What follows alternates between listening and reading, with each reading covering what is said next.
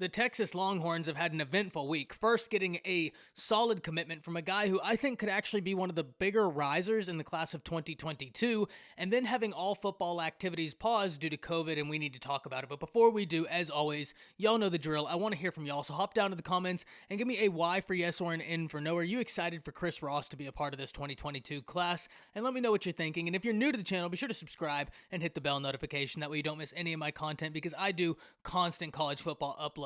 Player reviews, film analysis, talk style videos like this, and I'm on my push to 5,000 subscribers, and I'd love to have you along for the journey. And if you enjoyed the video, be sure to like and comment down below, because that really does help content creators like myself. But with all that being said, let's first talk Kris Ross.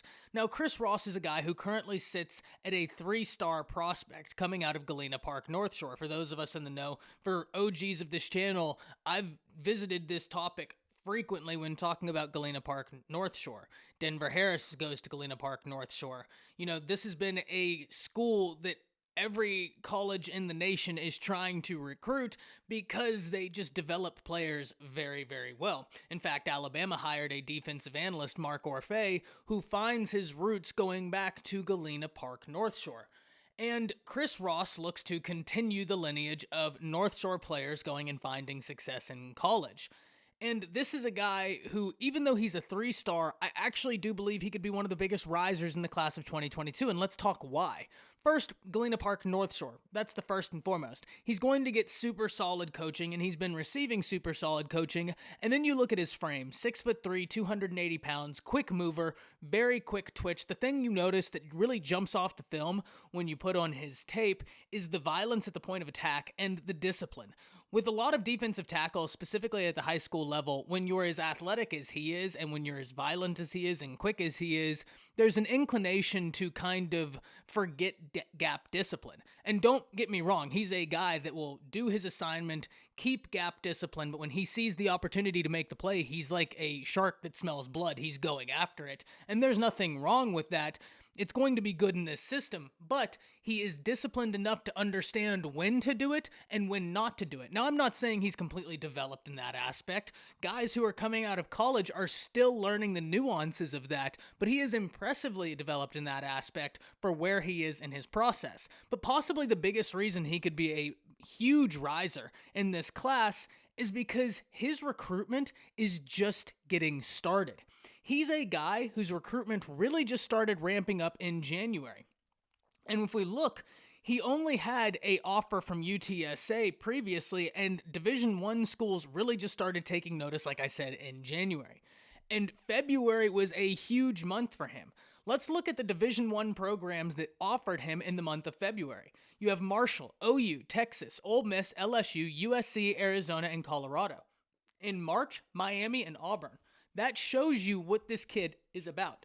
And what it is, this is a kid that's been flying under the radar. This is a kid that's just starting to blow up, and he is about to boom in this class. And Texas and Bo Davis did a phenomenal job. And that's another thing, Texas fans. Bo Davis, y'all got a guy there. I've talked to guys such as Texas Homer about this, and if y'all haven't seen he or Nino's Corners videos on Kris Ross, they're phenomenal. Be sure to go check those out. I'll link those down in the bottom because they do great work. I just simply want to talk about how this kid is going to be a super riser, and every school is still going to be coming after him, but this is why you have Bo Davis. This is what he does. This is a man that knows the recruiting game and knows it better than most, and he's not the only one on this staff. I've talked at length about the excitement this staff brings to recruiting.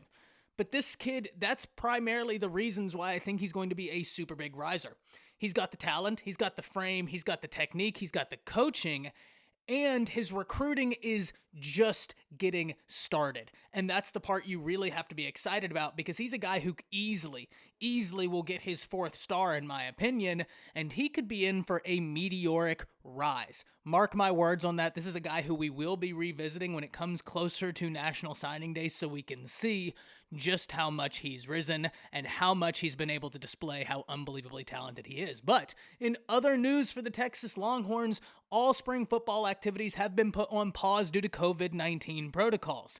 Now, y'all know me, I try to keep it real, but I always try and look for the positives in situations because there's far too much negatives for us to focus on, and this is a situation where there really isn't all that much positive. This is a super important time, especially not having it last season, to go in and get developed, especially when other institutions aren't going to have these breaks. However, if there was a positive to go along with this, it's that the guys have just done this for a year. This is actually nothing new, and we know more and more about how to go about doing this with more sports teams being able to navigate the COVID landscape successfully, that this isn't new information. This isn't a shocking occurrence, even though it's an unfortunate occurrence, and I wish all the best to everybody in the situation.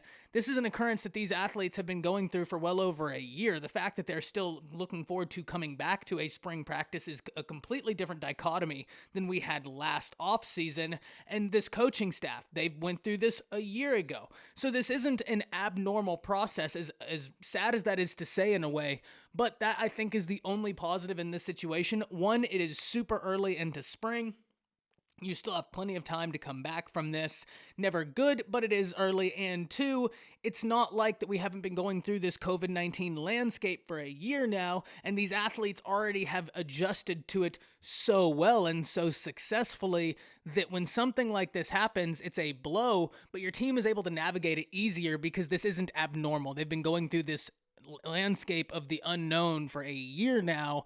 And so that right there is probably the one positive to this situation. And we've been hearing a lot of good things about a lot of guys out of the University of Texas right now that we need to look forward to when they come back. And I can't wait to see what the Texas scrimmage and Texas game is going to be in the spring game. There's a lot of questions I want answered, and I want to hear from y'all right now. Who do you think wins the Texas quarterback battle? Really intrigued about that one. I have my inclination as to who wins, but I want to see where y'all are at.